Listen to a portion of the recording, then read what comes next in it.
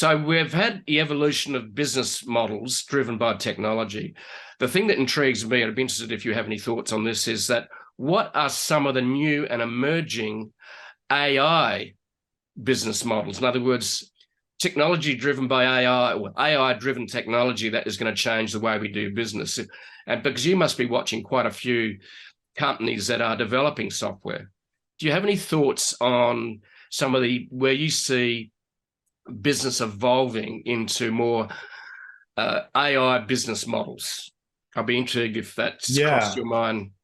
Yeah, so far what I've seen is that the companies emerging right now are just using the business models of the internet. So, the subscriptions, maybe the pay per API call, so that the call to the programmer interfaces of those services that give you AI. And I think we haven't really figured out exactly what maybe an AI-driven business model can be, but it could be either around the value that you get. So for example, if this AI can make me, I don't know, pizza, right? You would pay for the pizza. That's the result of that sort of interaction, right? Whereas in more infrastructure terms, if you were to build something that is meant for developers, a pay per use is more typical in that environment. Yep. So instead of paying for the end result, the pizza, you would pay for the ingredients that went into it. The flour, the dough, and the toppings and so on.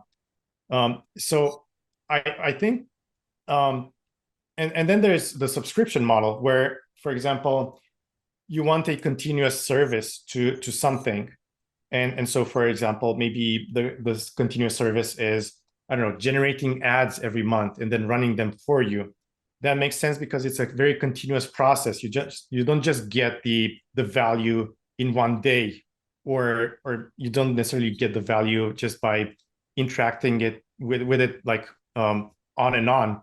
It's something that just works automatically for you. And so subscriptions make a lot of sense in that case. So I think a lot of the models that power AI will be simply, at least so far, very driven by what we've learned from the internet era, the software as a service, platform as a service, and so on.